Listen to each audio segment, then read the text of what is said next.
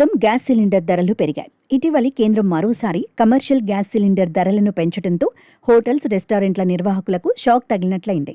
ఇక గత నెలలో గ్యాస్ సరఫరాలో అంతరాయం ఏర్పడటం వల్ల ఇంట్లో వాడే డొమెస్టిక్ గ్యాస్ సిలిండర్ ధరలు కూడా కేంద్ర ప్రభుత్వం పెంచుతూ నిర్ణయం తీసుకుంది.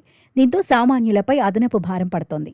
అయితే గ్యాస్ ధరలు పెరుగుతున్న క్రమంలో మీరు సిలిండర్పై 300 ఇన్స్టెంట్ తగ్గింపు పొందవచ్చు. ఇందుకోసం కేంద్ర ప్రభుత్వం ఓ పథకం అమలు చేస్తోంది. ఆ స్కీమ్ పేరే ప్రధానమంత్రి ఉజ్వల్ యోజన. ఈ పథకం కూడా మీరు లబ్ధిదారులుగా ఉంటే సిలిండర్పై కేంద్ర ప్రభుత్వం నుంచి 300 సబ్సిడీ పొందవచ్చు.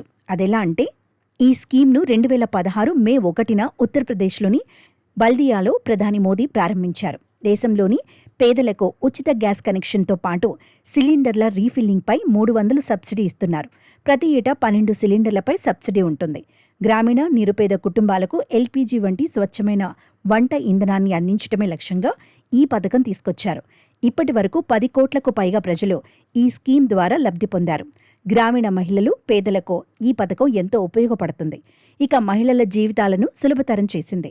ఈ పథకం సామాజిక, ఆర్థిక రంగాలపై కూడా ప్రభావం చూపుతోంది. గ్రామీణ ప్రాంతాల్లో ఎల్పీజీ వినియోగం వల్ల గ్యాస్ పంపిణీ కేంద్రాలు, డెలివరీ సేవలు పెరిగాయి. దీనివల్ల కొత్త ఉపాధి అవకాశాలు ఏర్పడ్డాయి. ఇక మహిళల సామాజిక హోదా మెరుగుపడటంతో పాటు ఇప్పుడు మరింత స్వతంత్రంగా భావిస్తున్నారు. కుటుంబ నిర్ణయాల్లో కూడా మహిళల భాగస్వామ్యం పెరిగింది. ఇందుకోసం అర్హతలు ఒకేసారి పరిశీలిస్తే దరఖాస్తుదారుడు 18 సంవత్సరాలు నిండిన మహిళై ఉండాలి. ఇప్పటివరకు ఎల్పీజీ కనెక్షన్స్ కలిగి ఉండకూడదు. నిర్దేశిత ఫార్మాట్ ప్రకారం సెల్ఫ్ డిక్లరేషన్ సమర్పించాలి. www.pmuy.gov.in వెబ్సైట్ నుంచి దరఖాస్తు చేసుకోవాలి.